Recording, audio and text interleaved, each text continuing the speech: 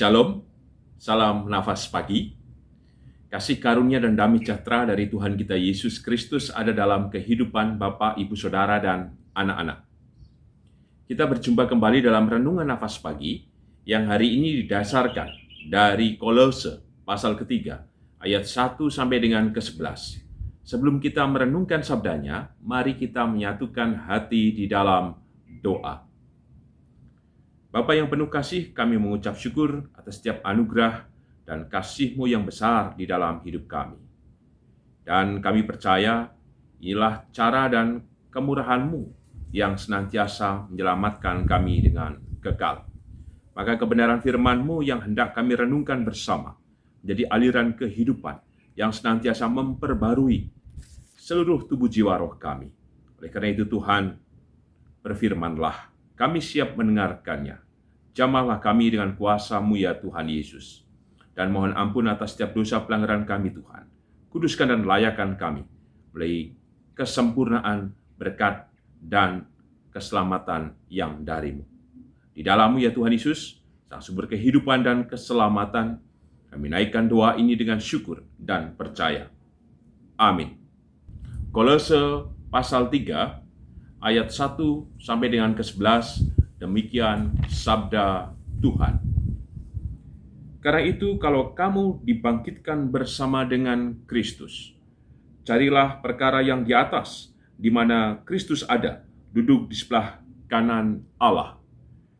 Pikirkanlah perkara yang di atas, bukan yang di bumi. Sebab kamu telah mati, dan hidupmu tersembunyi bersama dengan Kristus di dalam Allah.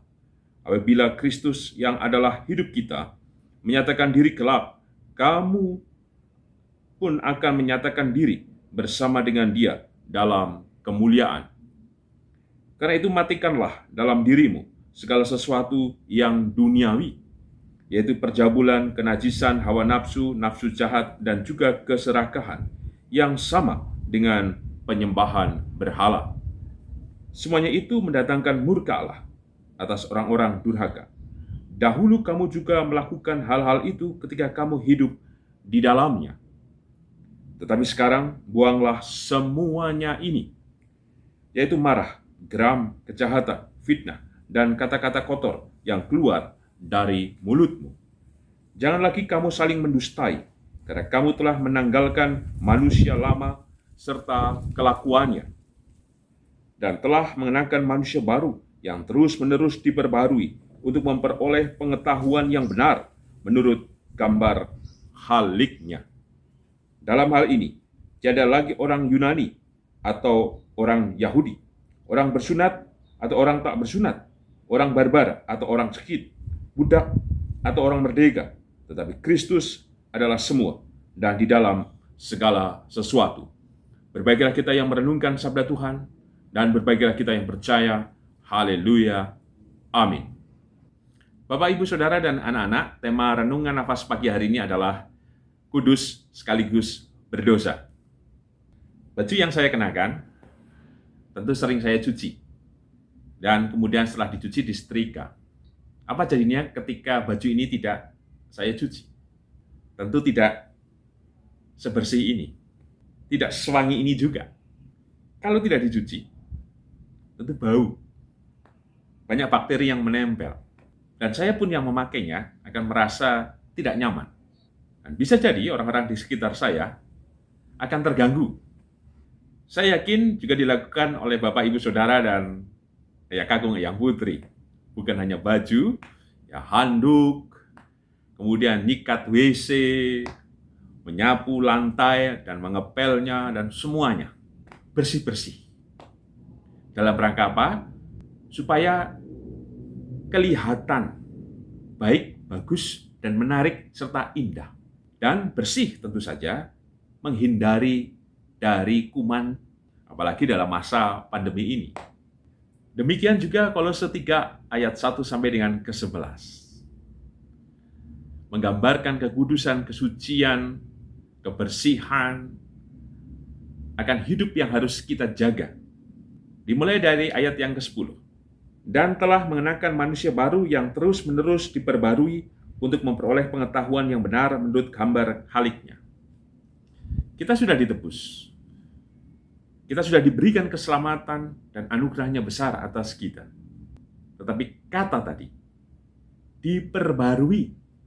Kita sudah dimurnikan. Tapi kemudian ada frasa berikutnya, terus-menerus. Yang terus-menerus menunjukkan bahwa Tuhan tentu tahu bahwa kita bergelut dalam dunia ini. Tentu ada kotoran-kotoran yang bisa saja menempel dalam kehidupan kita. Kotoran apa? Jika kita membaca ayat 5 sampai dengan ayat yang ke-9. Kotorannya adalah pada kehidupan lama. Percabulan, kenajisan, hawa nafsu, keserakahan, kata-kata kotor, marah, geram, berdusta, melakukan fitnah dan kejahatan. Betul telah dikuduskan, tetapi tetap bisa bernoda. Karena Tuhan tahu bahwa manusia, sekalipun hidupnya sudah di Taman Eden, sudah indah, nyaman, penuh berkat, tapi keinginannya bisa membuatnya jatuh. Bukan memilih kehendak Tuhan, tetapi mendengarkan suara lain. Termasuk juga pada pilihan dirinya. Frasa terus-menerus diperbarui, menunjukkan pula bagaimana kasih Allah Bapa terus hadir atas kehidupan kita bersama. Kasih-Nya terselenggara dengan kekal, bahwa Ia tak henti hadir di dalam kehidupan kita. Ia selalu berinisiatif dan diperbarui bukan sekali, tapi kita dibersihkan, kita dimurnikan oleh rahmat-Nya yang besar. Tetapi juga butuh respon kita bersama. Respon apa? Keterbukaan batin kita. Seperti baju tadi yang saya kenakan. Bukankah juga ada respon dari saya? Oh iya, baju ini telah kotor, telah bau. Maka saya merelakan diri, kemudian baju ini harus dicuci. Demikian juga kehidupan kita. Kita harus siap dicuci, bersih.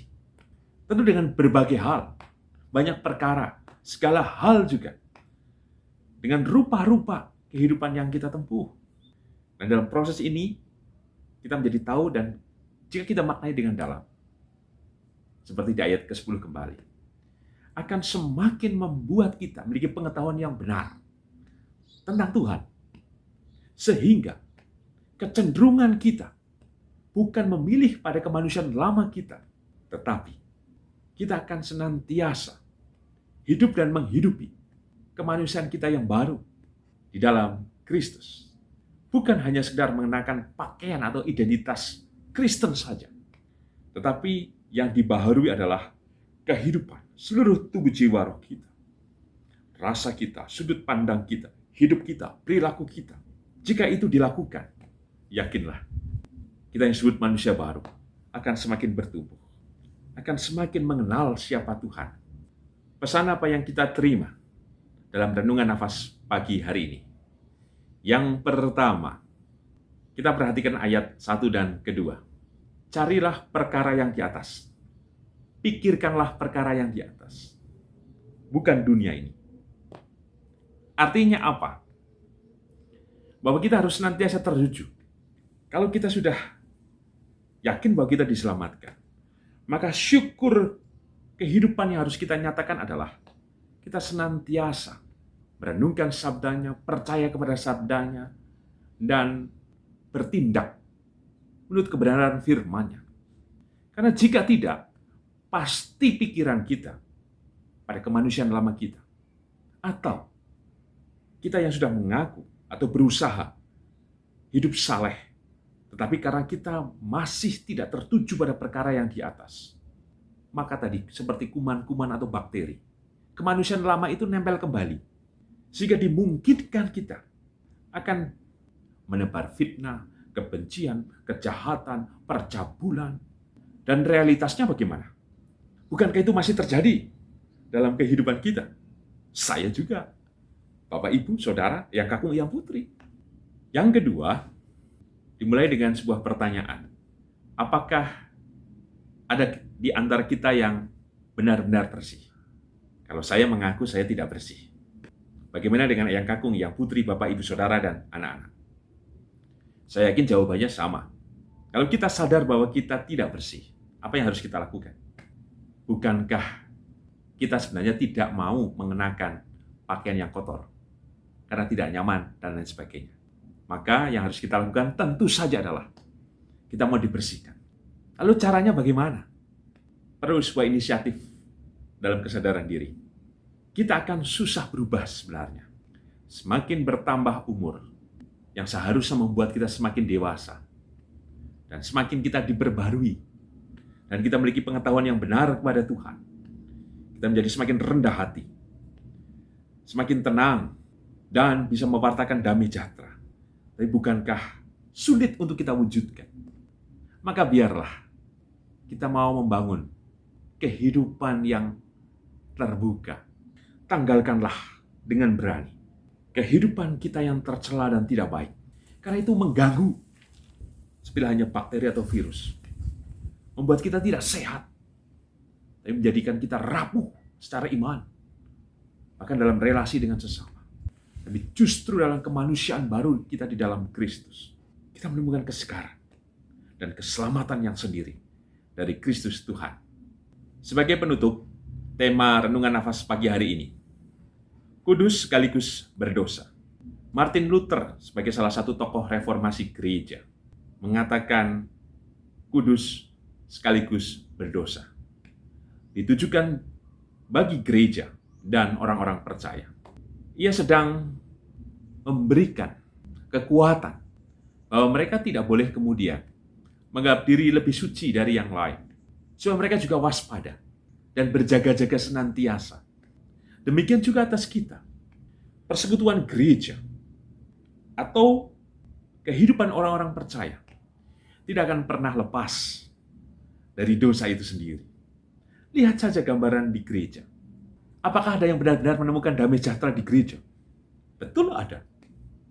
Tapi yang sering terjadi, bukankah gereja kadang dijadikan sebagai tempat untuk berorganisasi, bukan menggerakkan yang organisme, persekutuan, persahabatan, hidup rukun, hormat, dan sebagainya. Suasana membangun kehidupan doa, kehidupan untuk kemudian saling memperhatikan, mensejahterakan.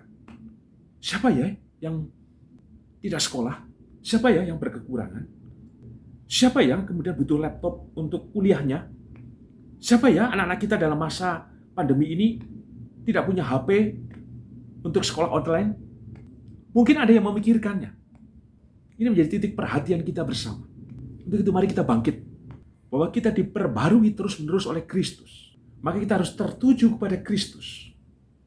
Dengan tertuju pada Kristus, maka kita menyiapkan diri dengan rela untuk disucikan, dicuci, dibersihkan semuanya. Dan ketika dibersihkan, maka jangan biarkan bakteri, kuman, virus, atau apapun itu mengotori kembali kehidupan kita.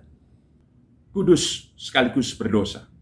Dalam kesadaran keberdosaan kita menjadi tahu bahwasanya kita masih dalam dunia ini. Tapi dalam dunia ini bukan berarti kita menjadi hidup seperti dunia. Karena kata kudus berarti kita telah diselamatkan. Bahwa dengan kekudusan yang dari Tuhan kita Yesus Kristus, sebenarnya kita bisa mengalahkan kehidupan dunia.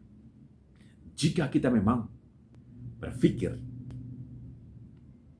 dan mencari perkara di atas oleh kebenaran, firman, nilai, ajaran yang Ia berikan kepada kita. Amin. Mari kita menyatukan hati di dalam doa. Bapa yang penuh kasih, kami ucap syukur akan kebenaran firman-Mu yang telah kami terima. Kami harus membuka diri kami untuk senantiasa diperbarui terus-menerus melalui kasih, kemurahan, dan pertolongan. Supaya kami dimampukan untuk semakin bertambah pengetahuan kami akan kebenaran kasih dan cinta-Mu yang menyelamatkan. Dan mampukan kami untuk senantiasa mencari perkara yang di atas. Itu berkehendak kasih dan firman-Mu yang terjadi atas kami. Dan tolonglah kami, supaya kami juga dengan berani menanggalkan kemanusiaan kami yang lama. Tolonglah kami ya Tuhan. Karena kami percaya Engkau menolong, maka Engkau juga Tuhan mengokohkan dan menguatkan kehidupan kami semuanya. Kami yang letih, kami yang bosan, kami yang menderita, kami yang miskin, kami yang takut, kami yang tidak memiliki pengharapan. Atau saat ini kami sedang menyombongkan diri kami. atau kami merasa bahwa kami paling berharga, paling benar, tolonglah dan ingatkanlah kami Tuhan. Bila kasih-Mu yang nyata itu meredakan dan memberikan kami jalan kebenaran dan hidup. Kami percaya Tuhan. Demikian juga untuk kehidupan anak-anak kami, keturunan kami, berkatilah Tuhan. Masa depan mereka dalam studi mereka, dalam pekerjaan mereka. Kami yakin rahmat dan kasih-Mu juga terjadi dalam seluruh kehidupan mereka. Kami juga berdoa untuk kehidupan bergereja, dimanapun kami berada. Tolonglah kami Tuhan, segarkan kami terus-menerus dalam persekutuan di masa pandemi ini. Tentu kami berjarak, tapi biarlah hati dan cinta serta kasih kami tetap hadir bersama-sama. Maka tolonglah kami Tuhan, supaya kami terus mewujudkan hidup damai sejahtera, saling mengasihi, dan menjadi berkat. Kami berdoa juga untuk bangsa dan negara kami, Tuhan, tolonglah. Bila kasih kemurahan-Mu terus memberikan ketentraman, rahmat, berkat, dan kesenantiasaan anugerah-Mu yang besar itu. Di dalam-Mu ya Tuhan Yesus, Sang Sumber kehidupan dan keselamatan, kami naikkan doa ini dengan syukur, percaya dan berserah. Amin. Tuhan Yesus memberkati Bapak, Ibu, Saudara, dan anak-anak, kini dan selamanya. Amin.